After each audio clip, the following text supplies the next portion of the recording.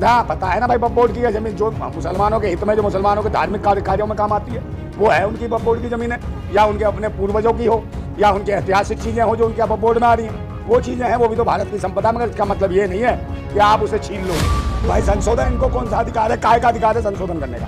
क्यों कर रहे हैं संशोधन? ये तो तानाशाही है, ये तो गुंडागर्दी है कि आप कर लो संशोधन। भाई इनमें भी करो ना मंदिरों में, और इसमें क्यों नहीं करते संशोधन जो राम मंदिर बना? इसमें तुम्हें एक जाति के गुंडे बैठे हो, सब झड़प लो। दीमक और कीड़े जो आरएसएस के जाके देश में घुसे हैं, ये देश की सभ्यता, संस्कृति, भाईचारे को सबको नष्ट करने पर तुले हुए हैं। ये देश बर्बादी की ओर है और लोकतंत्र और संविधान बिल्कुल अपने लास्ट स्टेज पे चल रहा है। अरे कहा ना आडू फाडू नीतीश कुमार, सभी दलाल हैं, ये देश को बर्बाद करने वाले हैं। या भूतने वालों के दिमाग की बत्ती गुल है, 2 मिनट में तो ये भूल जाते मैंने क्या कहा था क्या नहीं कहा था। उन्हें ये नहीं पता होता मंच में मैं क्या बोल रहा हूँ। तो एक ऐसे कहा कि जो डिस्टर्ब है, इनके दिमाग के सेल खत्म हो गए। ये बिल ये बिल ये बिल, मैं भूतने क्यों देश को बर्बाद करने में क्यों लगे हो?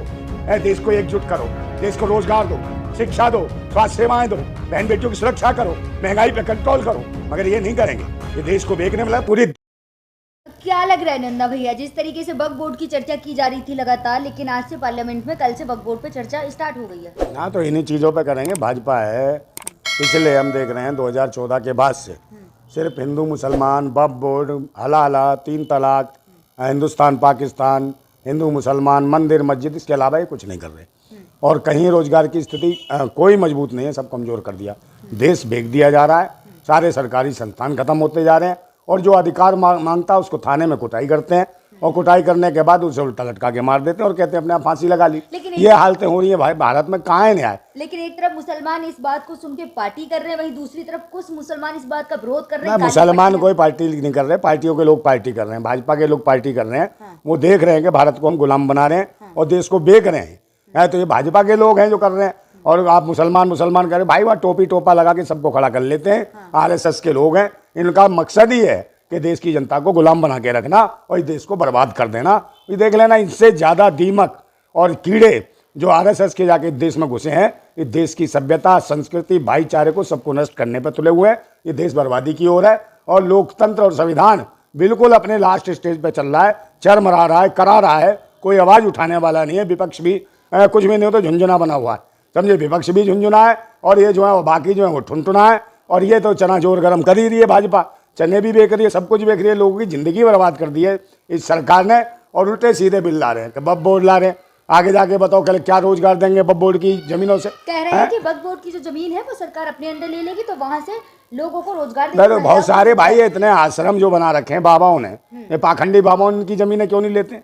और सारे के सारे अय्यास बलात्कारी आते जेल में, फिर बाहर जमानत पे। इनके अय्यासियों के अड्डे खुले हुए हैं, ये जगह क्यों नहीं लेते हो? तो प्राइवेट का है, प्राइवेट का है, प्राइवेट जहाँ मर्जी लेट जाओ, प्राइवेट का है होगी? ये प्राइवेट है, जनता के पैसों से ली हुई जमीन है, जनता के दान से ली हुई जमीन है। तो इनके कौन से बाप की होगी, बाबाओं की?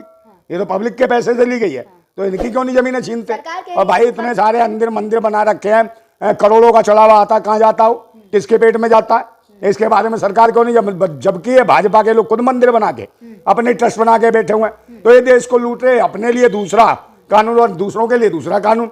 ये क्या है भाई? आपको पता है वक्फ बोर्ड की जमीन कौन सी जमीन होती है? ना पता है ना भाई, वक्फ बोर्ड की जमीन जो मुसलमानों के हित में, जो मुसलमानों के धार्मिक कार्यों में काम आती है, वो है उनकी वक्फ बोर्ड की जमीन है, या उनके अपने पूर्वजों की हो, या उनके ऐतिहासिक चीजें हो जो उनके वक्फ बोर्ड में आ रही हैं, वो चीजें हैं, वो भी तो भारत की संपदा। मगर इसका मतलब ये नहीं है कि आप उसे छीन लोगे और आप छीन के उसका व्यापार करोगे, धंधा करोगे।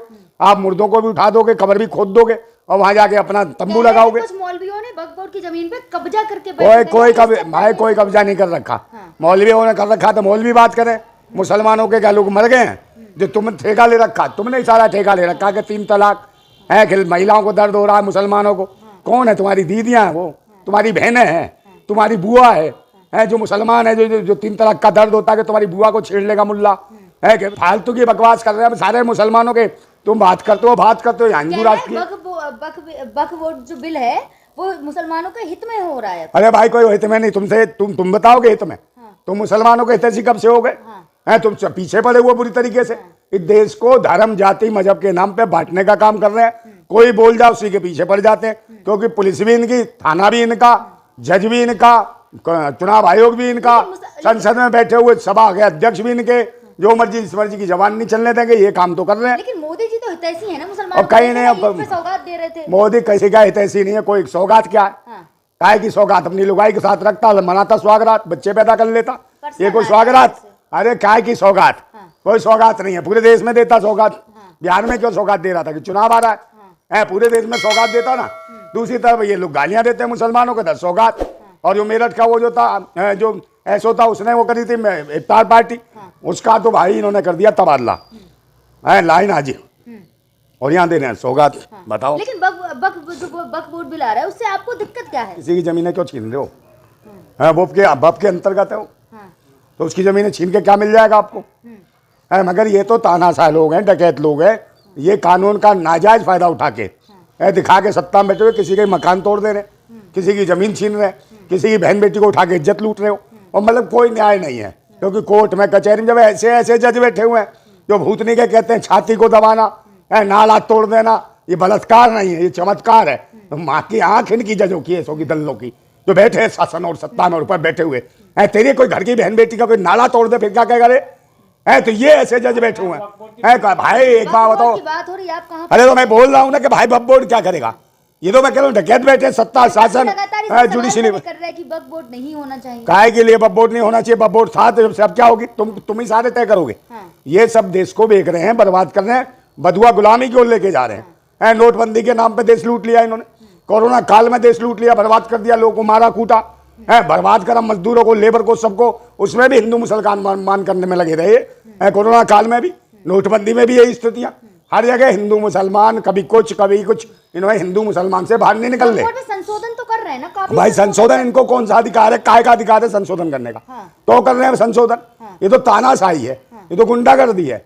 क्या आप कर रहे हो संशोधन? भाई इनमें भी करो ना मंदिरों में, और इसमें क्यों नहीं करते हो संशोधन? जो राम मंदिर बना, इसमें तुम्हें एक जाति के गुंडे बैठे हो, सब झड़प लो भूतनी को, और जातियों ने आंदोलन नहीं करा?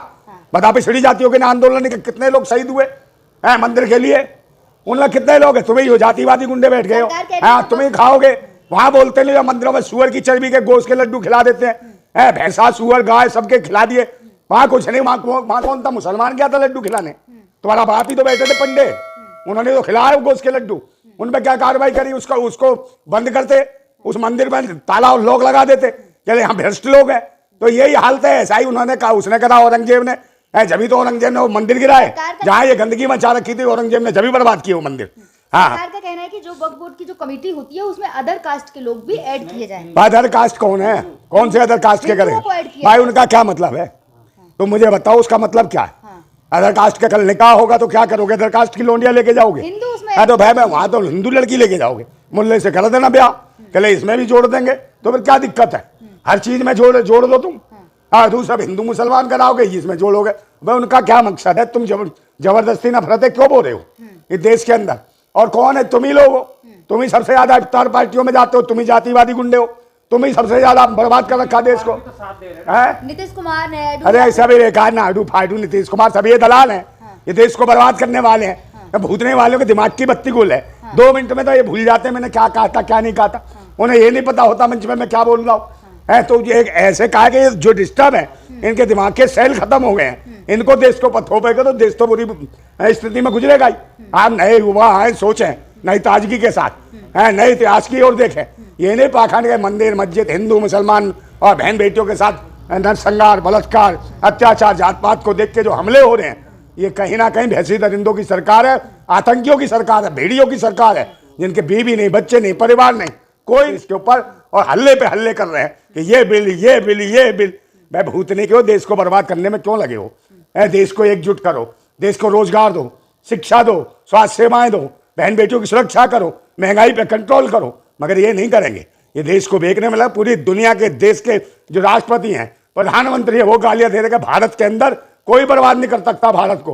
भारत को बर्बाद कर रहे हैं आरएसएस के कच्छाधारी और भाजपाई, और ये दोनों की जोड़ी, रंगा बिल्ला की, अमित शाह और मोदी की जोड़ी ने देश को बर्बाद कर रखा है। किसी भी तानाशाह, किसी भी बाहर के हमलावर की हमें जरूरत नहीं है देश को बर्बाद करने के लिए। जब देश में ही बैठे हुए सत्ता और शासन में, जुडिशरी में ऐसे गद्दार बैठे हैं जो इस देश को बर्बाद कर रहे हैं, तो ये चिंता का विषय है। पूरे देश के लोगों को इकट्ठा होना पड़ेगा, एकजुट होना पड़ेगा और क्रांति का आगाज करना पड़ेगा। फिर मैं कहता हूं कि वो गुलाम बड़े बुज़दिल है, वो गुलाम बड़े बुज़दिल हैं जो कहते हैं क्रांति बड़ी मुश्किल है, और क्रांति हर मुश्किल को आसान बना देती है। तानाशाह कितना भी मजबूत हो, उसे खाक में मिला देती है दिन आने वाला।